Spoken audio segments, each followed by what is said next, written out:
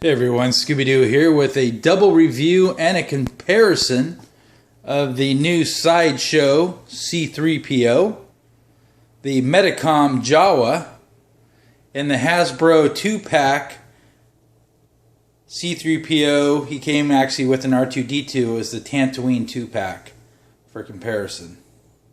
So where should we start? Well, there's also R2-D2. I just have them out there for show you for size.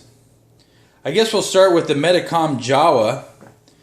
I believe he came out in 2008, but I'm not really for sure. That's just what's on the box.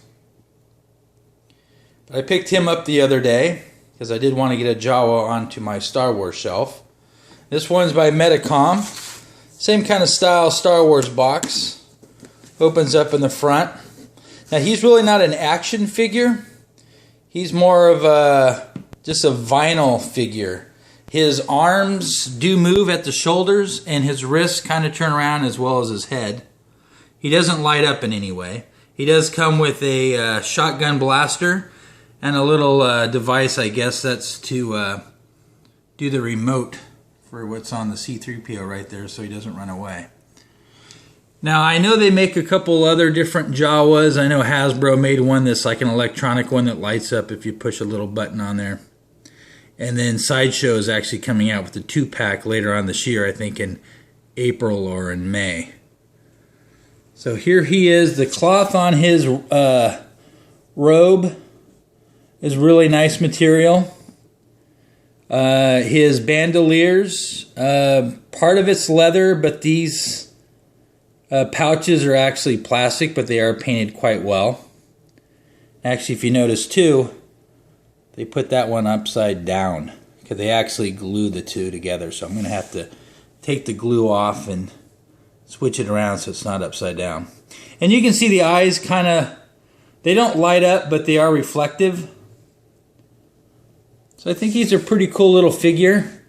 You can't really pose him, just how he is. You can, like I said, you can move his arms and stuff. It's going to be hard with the camera, but you can kind of move him a little bit here and there.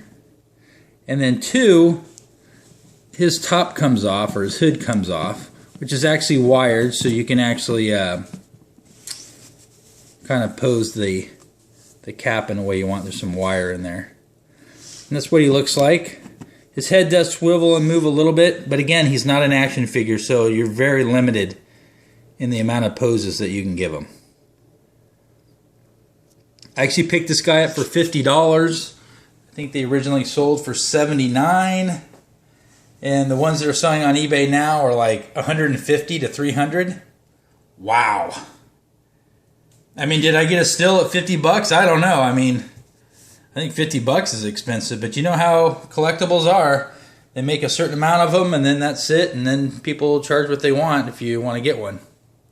So there he is. If you have any questions or comments about the Jawa, please leave them down below. Now on to the Sideshow C3po.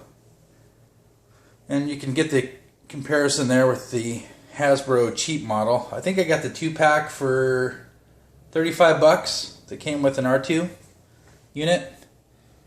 Not very much articulation. The head moves. You can move his arms back and forth, but his elbows don't move and his hands don't move. And this was the one that was originally on my shelf, but having all the other Hot Toys and Sideshow.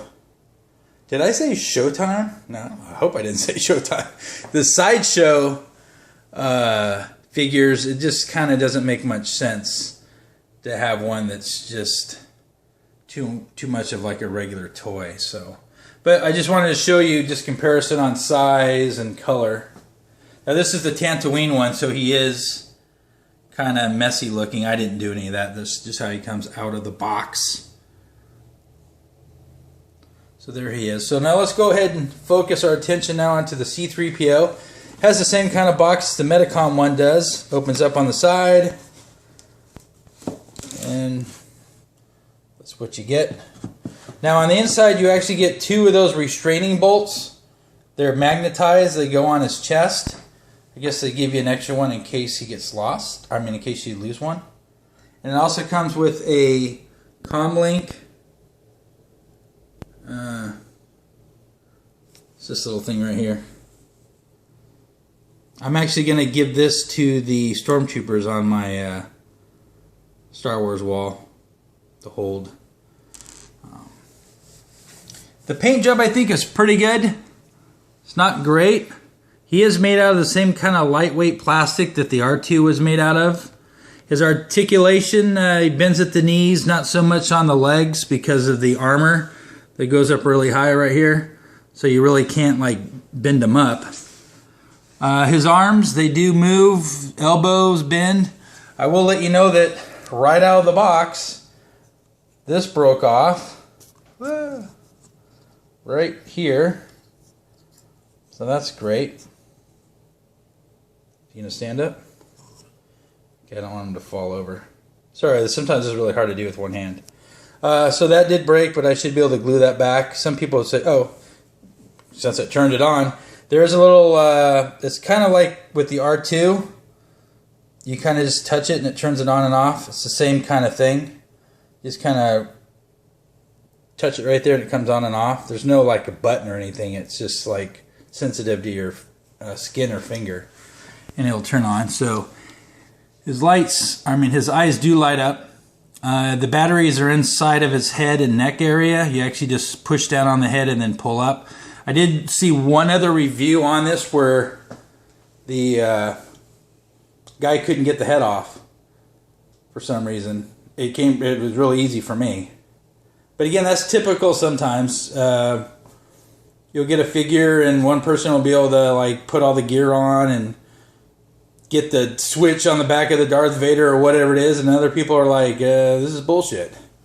So for me, I had no problem with the C3PO and doing the batteries. All the paint on it was really well done. I just wish that they didn't do such a light plastic. Feels kind of cheap, but the only thing I had was that little piston right there broke the first time I moved its arm, which I could see that could be an issue for people. So if you do get one, be very careful when you're posing its arms, because apparently those do break really easy, because I'm really careful when I mess with these things now. So there we go. Turn back on the R2. Yeah, so I think that's it. Now he's going to be going up on the shelf with my larger R2 unit, along with the Jawa. And I'm probably going to take that shelf down and work on it a little bit, and hopefully by the end of this week I'll do another kind of little bit of review with it actually all done up on the Star Wars wall. So there he is. Let you see the back.